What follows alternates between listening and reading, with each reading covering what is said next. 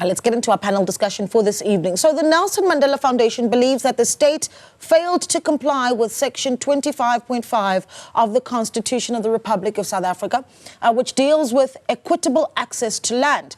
The foundation approached the courts to force government to ensure that national legislation is enacted within 18 months to address equitable access to land and how land is to be identified and acquired. But we're going to have quite the discussion on this, and for that we're joined via video link by founder and patron of ReimagineSA, Dr Mamphela Ramphele.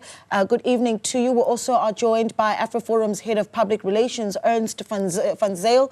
We've got the EFF MP Sam Matiase, as well as the ANC's Langa, Zita also. And we're asking you, how do you think government should deal with the land question 30 years into our democracy? Send us a WhatsApp on the number 072 110 5584 or give us a call on 010-594-6010. I think, Dr. Ramphele, I'd like to start with you because just a few days ago, on the 25th of November, you published a piece also for the Daily Maverick, wherein you talked about how we've had 30 years of democracy to execute, and I'm reading now from your article, you say the ANC has over 30 years dismally failed to execute the fundamental promise of our freedom struggle, land reform and restitution. Your thoughts when you heard the news that the Nelson Mandela Foundation is taking government to court?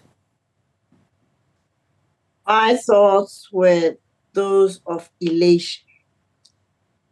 South African citizens have been too patient with a failing governance system to raise their voices. And it is appropriate that it is the Nelson Mandela Foundation that does that. The reason is that without the restitution and reform and transformation of land ownership in South Africa, what we committed to in the preamble of our Constitution, to heal the wounds of our ugly past, the fundamental sin that has brought South Africa to where it is today, it is the sin of land grabs, land dispossession by the colonial system. And so if you want to translate the dream which fired up the liberation struggle, which was to repossess the land. And why is that important? Human beings are rooted in the soil. If you're a Christian, they say dust to dust returns. If you are an indigenous believer like I am, as well as a Christian, you know that when a child's umbilical cord is cut, you take and bury it in the soil. So that child joins the ancestors. So if you are surprised why South Africans seem to have lost their mind, corruption, unaccountability, violence, distraction, it is because we have violated the first principle of being human, which is to be connected to the land. And so, for me, the primary problem of our country after 30 years of democracy is that we are unable to create the free, sustainable, prosperous, non-racial democracy that we dreamt of, because we have failed to deal with the original sin, which is land dispossession. And who is responsible? It's not the original dispossessors. The original dispossessors were given permission by a government that claimed to be a government of the people, by the people, for the people. It is not. It is a government of elites, for elites, by elites. That's why 31 members of cabinet, either this or previous order, own farms. But the people whose land was taken away would be given pieces of paper with absolutely no proper follow-up. And I speak as one of the beneficiaries of land restituted to us in Christwood, Mara, in the Makado region. In 1996, till today, we still do not have the capital resources, the funding that was supposed to go with the restitution of the land, so that we could make it truly functional, sustainable. Yeah. So that is the problem. The primary sin, the original sin of South Africa, has not been addressed. You know, Dr. Ramphele, in the piece that you've written, and I'm going to just quote from it again, you talk about how the hopes of many now rest with the Minister of Land Reform and Rural Development, Zwanele Nyonzo, who's also the leader of the PAC. Now, I do need to, of course, note to our viewers that we did reach out to the Minister of Land Reform and was told that he's unavailable and unable to speak to us this evening. And such an important element of this discussion he is. We did also reach out to the Nelson Mandela Foundation, who, of course, did respond to us and said that they are actively engaged in the legal process and are respectful of this. As such, will not be responding to media queries until they receive a response from the respondents in the matter that's going to court. But the fact that you've got a PAC leader, and Mr. Zita, I'm going to come to you. The fact that you've got a PAC leader who is heading up the Department of Land Reform, one would hope that it's almost symmetrical poetry here that we're seeing, right? The PAC, one of those parties that for decades has said the land first. As you look on and you see the work that has been done by the department so far, are you satisfied by the representation of the PAC within that Department of Land Reform? Look, I think firstly, let us maybe come to the facts. See, land reform, by its very nature, takes place in rural areas outside of the cameras and outside of the lenses of everyone. So some of the changes that have taken place over the past 30 years, which are real, may not be easily visible to everyone. But I think facts speak for themselves. In South Africa, for instance, just to go to the facts, in 1994, there were about 77.5 million hectares of Arab land, that you could use for agriculture. Okay, and we said, as the ANC, that we would hope that in 30 years' time, 30% of land would be transferred at least to the people of South Africa, to the historically deprived people on land. Now, the research that has been undertaken, that is the facts on the matter, indicate very clearly that as of now, there are about 19.3 million hectares that have been transferred either to historically dispossessed people or to the state on behalf of the people. So if you look at all of that, one can easily say that about 24.9% of land has been transferred to people. So if you look at the facts, if you look at the target we set in 1994, we've not done badly, okay? Of course, debates can always come, you know, how much of that land is utilized successfully for commercial purposes, how much support is there for those beneficiaries on those who have acquired land. That's a debate we can have. But on the facts of land reform, I think that we can say that we may not have achieved 30%, but we'll achieve 24% of land reform in our country. think I'll leave it there for now. Okay. Sam, from the perspective of the EFF, I mean, certainly another one of those parties that has for the very longest time had at the very top of its campaigning ticket the issue of land as a big talking point. And, you know, Mr. Zita, they're talking about how, well, in the 30 years of democracy under ANC leadership, there has been some progress, 29% of land redistributed over to black people in the country. Is that satisfactory? And then your view on the Nelson Mandela Foundation taking this matter to court, if you think they could be reasonably successful? Well, thank you for the opportunity, my dear sister, and greetings to Dr. Mamphela Ramphele and Dr. Langa, Zita, and the other gentlemen. The fact of the matter is, indeed, land reform and land redistribution through a variety of methods. Land distribution, land restitution, land tenure. It's a complete failure in the country of the 30 years of ANC rule.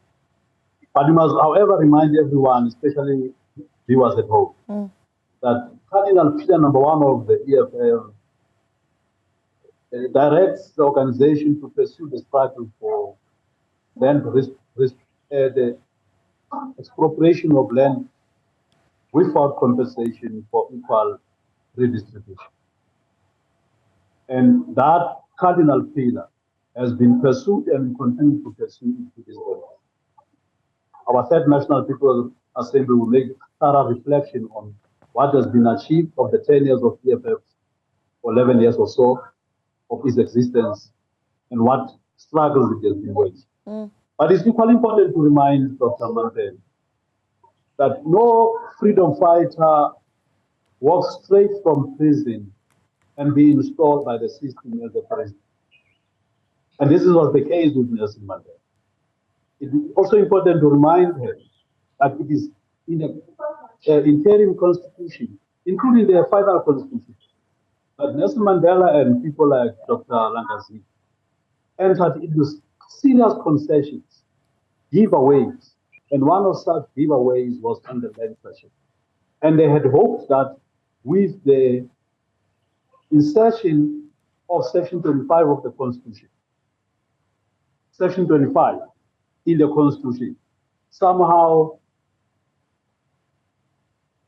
the erstwhile governors or rulers or people who govern this country, the so-called settler community, will have changed of mind and use constitutional means to resolve the land question in this country. And the 30 years of attempts to do so are a total failure. Certainly, it's important to correct Dr. Langa that not 19% or whatever percent it claims of land that has been distributed. So far, only 7% has been distributed to historically landless people, and it is a blatant lie to come and say that about 19 or 24%, which he needs to reconcile the two figures, has been transferred to our people. Lastly, of the amount that has been spent for land redistribution, about 60 billion rand have been paid to erstwhile farm or landowners, majority of whom are white people. About 60 billion rand has been spent.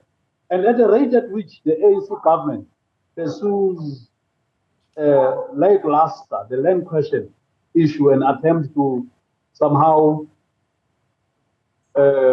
mislead the public that it's doing something whereas it does nothing. It will take us about another 100 years to transfer exactly 7% of land to black people at double the amount that has already been spent now. So, Dr. Ramphela and the Nelson Mandela Foundation, when we needed them most, when the EFF tabled a motion in Parliament for the amendment of the Constitution to make it possible for land redistribution, land expropriation without compensation, an organization such as Nelson Mandela Foundation was nowhere to be found. Okay. We needed them most then, and they were nowhere to be found, and we are alone in advancing this struggle. But however, Okay. we are happy that they have found their voice, and they're now able to say this matter must be attended further going forward. I just want to also, 100%, I also want to bring in other views here, because we're also joined by Ernst van Zyl, who is AfriForum's head of public relations. And Ernst, obviously, where you have the land question, you're going to be met with some pushback. And I'm keen to see if that really is what AfriForum is doing here, what you've done, in fact, at the beginning of this month, announcing that you have made it clear that the organization, that is AfriForum, has made it clear to the ANC that you will launch substantial legal action to protect private property rights in South Africa in the event that the president signs the expropriation bill, or if the ANC tries to amend the constitution. So it seems that you might be going head to head here with the steps that are being taken by the Nelson Mandela Foundation. Ernst.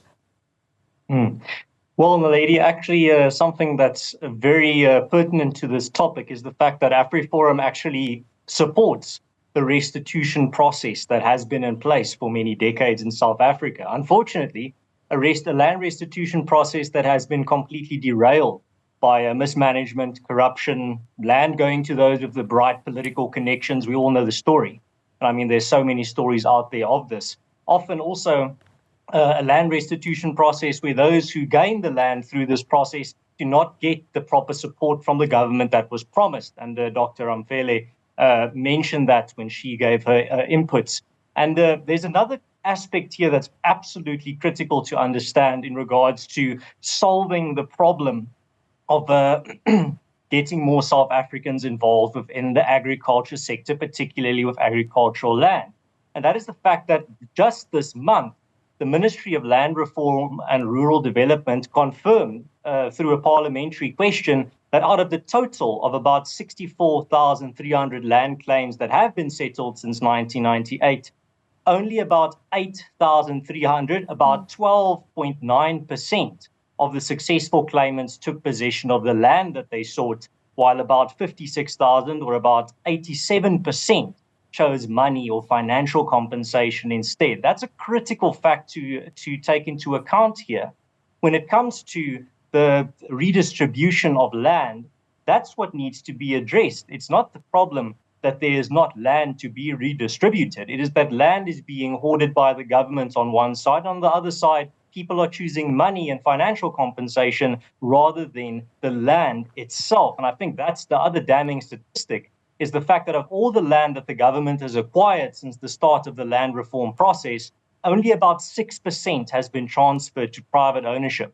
So we have a big problem with a government that is hoarding land, and one of the other panelists mentioned this as well, the fact that a lot of the land that's been expropriated or bought by the government has been not redistributed to private hands. And I mean, this is where the real scary or real big statistics come in that paint the full picture. The state owns about 17 million hectares of land, and that is more or less the area of the provinces of KwaZulu-Natal and Mpumalanga combined.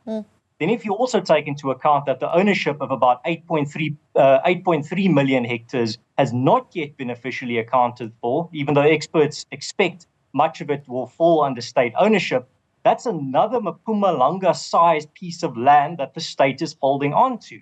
So that's the challenge. When any conversation about land redistribution is to be had, the first place that conversation needs to go is that the government needs to put its redistribution where its mouth is, stop talking about land redistribution, and actually start redistributing the land that it's hoarding, the millions upon millions of hectares of land that it owns.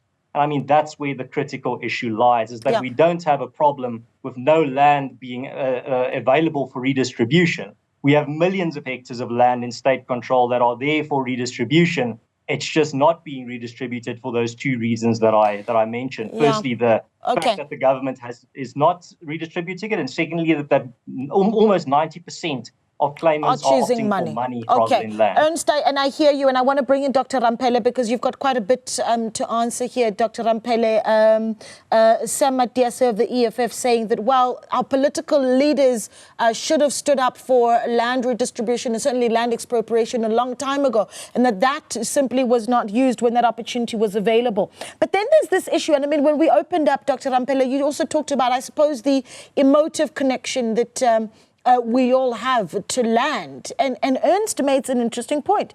He says 87.1% of those who made land claims since 1998 chose financial compensation instead. So have we dropped the ball in then even explaining and talking to South Africans around the emotiveness and that importance of the land that you talked about at the beginning there, Dr. Ramphele? Thank you so much, Sisi. Sam, my beloved son, let me explain something to you. It is not that Mamphela Ramphele was silent. She's never been silent. She's not known for silence. The problem, the fundamental problem of South African transition to democracy is in 1991 to 3, when we were negotiating, it was Nelson Mandela who told the ANC comrades of his that we are all coming back to a country we no longer know. Those who were, like him, 27 years in jail, you are nowhere, I'm sorry, and those who came from exile, who were outside of the country, to come, and he said to them, I've been negotiating with this apartheid government as a prisoner. They are highly sophisticated. They have their facts on their fingertips. And we are coming into South Africa from exile, from jail, with very little in the line of facts. And I'm mentioning this because it's important to understand that, as Naledi is saying, that the issue of people opting for cash contradicts what I said about our being connected to the land in a very spiritual way. The issue is the Mandelas of this day were committed to social justice. We're committed to rebuilding South Africa as a country reflecting the African wisdom of Ubuntu. They tried, but they failed because their comrades who came from exile and from other parts did not understand that governance is not about wishes and ideas and ideology. Governance is a technical matter. You need to understand what it means to govern. It's like managing a country in the way you manage a company. But you bring to that your ideals, your fundamental principles, etc. And so it is not correct to say the Mamphelas of this day were silent when the EFF was talking about the change in the constitution. The constitutional change will not make a difference. We have a constitutional dispensation that allows for an effective health system, education system, labor system. We don't have those effective systems. Okay. Why? Because we don't have the competence. And so I really would like us to face the facts that what we are confronting today, whether it's in land reform or in hospitals where dirty linen in Baragwanath Hospital is now up to the reception, it's not about anybody stopping proper governance or proper management. It's about having the right people in the right positions. And right skills. And committed to serving people. So I'm just saying those who are choosing cash are people who know that they've been betrayed. They cannot trust anymore. My community got land in 1996. They still cannot go and occupy that land because the money to simply fence off the place, to get the place proclaimed as a settlement place, is not there. There is a man in Limpopo province, in the Department of Agriculture and Land Reform, who is saying that he is the chief of transport and nothing happens without him. We are presented business plans and they get chucked out as too expensive. When you finally have one that they agree is appropriate, the money still doesn't flow. Dr. Ramphele, you've given us a lot to think about. And so what we're going to do is on the other side of this short break, we obviously are going to talk around the competencies that are necessary.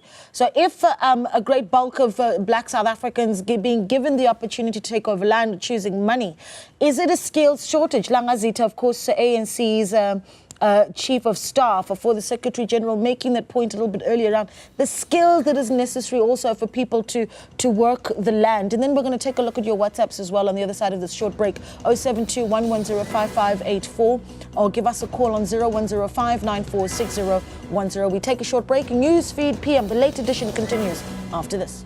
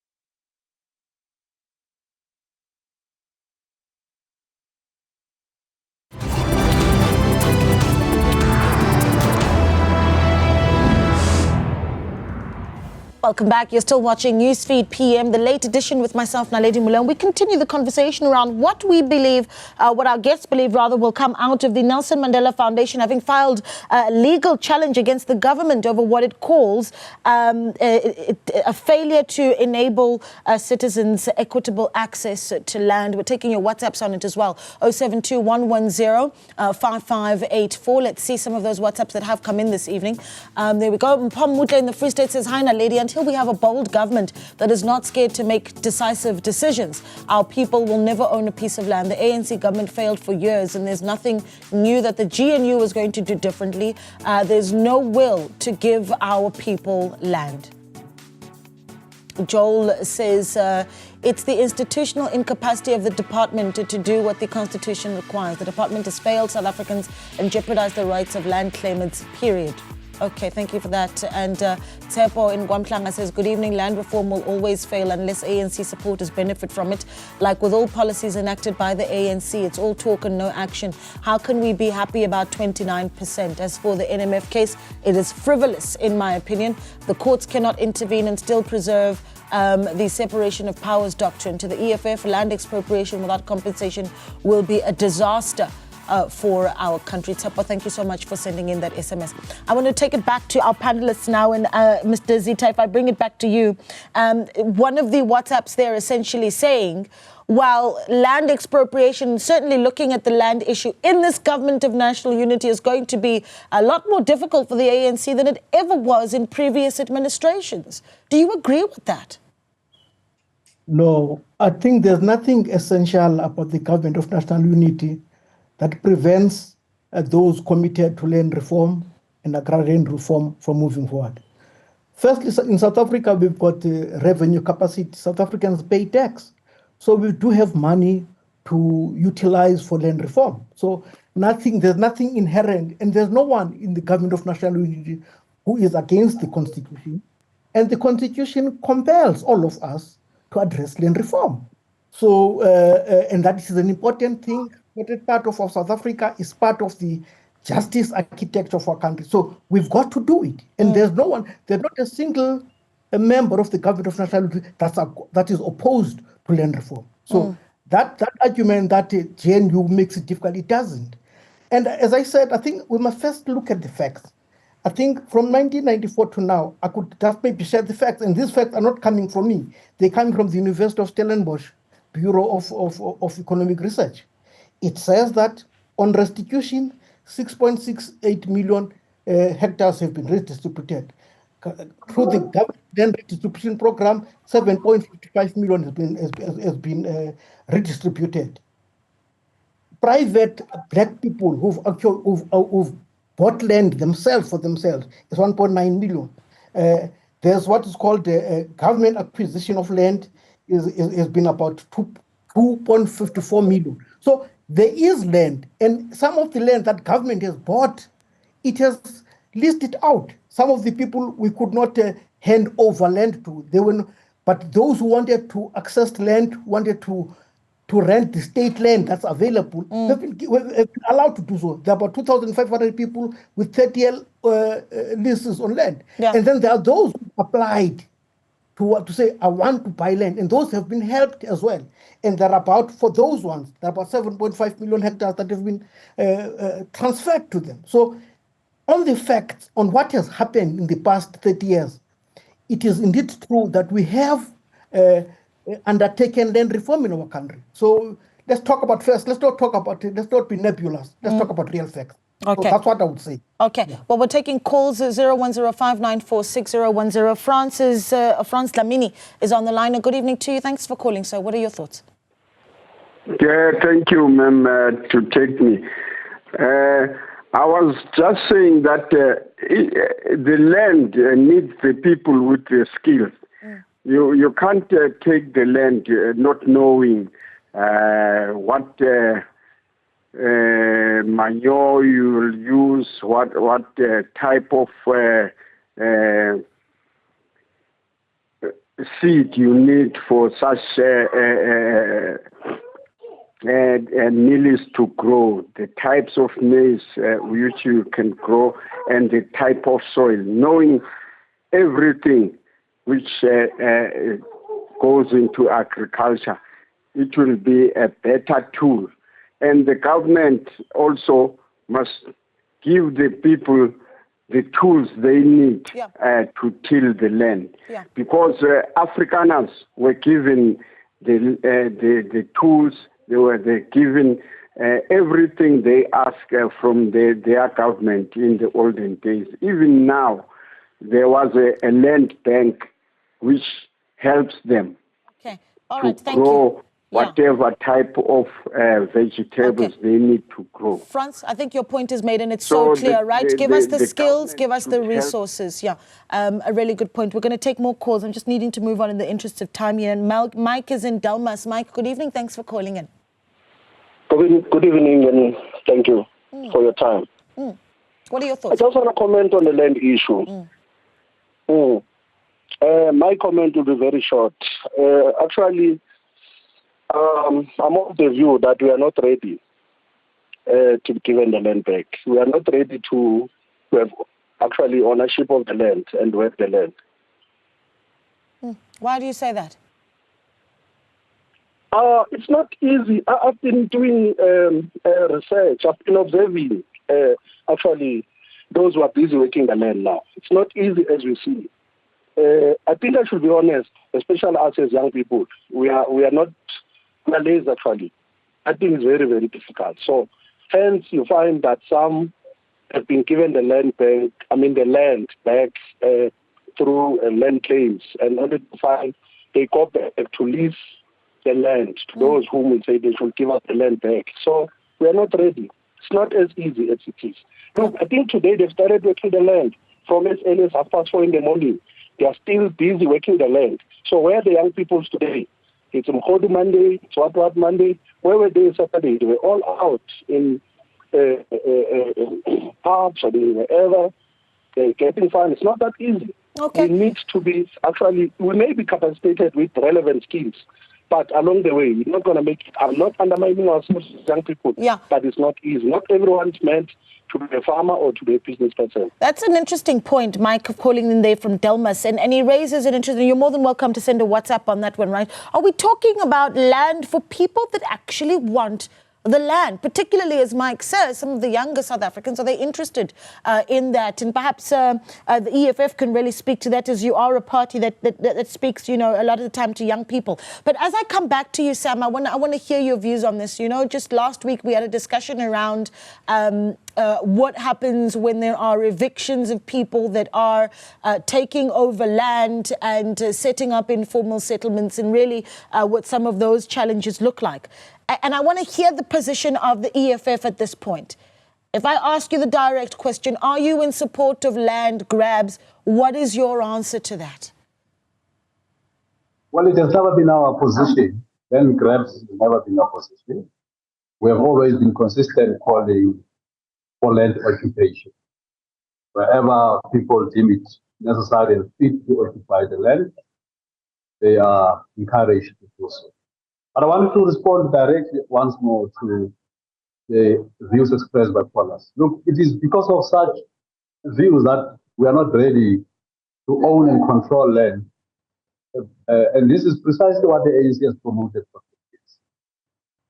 Has promoted a position or a view that it's only white people who are naturally trained and fit to agriculture. It is through such ideologies of the ANC and the right wings in this country that we've got such views from our people, which views borders on lack of knowledge and understanding of how important the land is. Dr. Mamphela Ramphele has tried to make a long-winded story of how important the land is in the life of the African people. But it is the same ANC that depoliticizes and spreads false consciousness about it. And the EFF business is to ensure that we cultivate a new consciousness around land so that our people can buy into ownership and control of land, so that problems that have been mentioned of us being not ready are things of the past.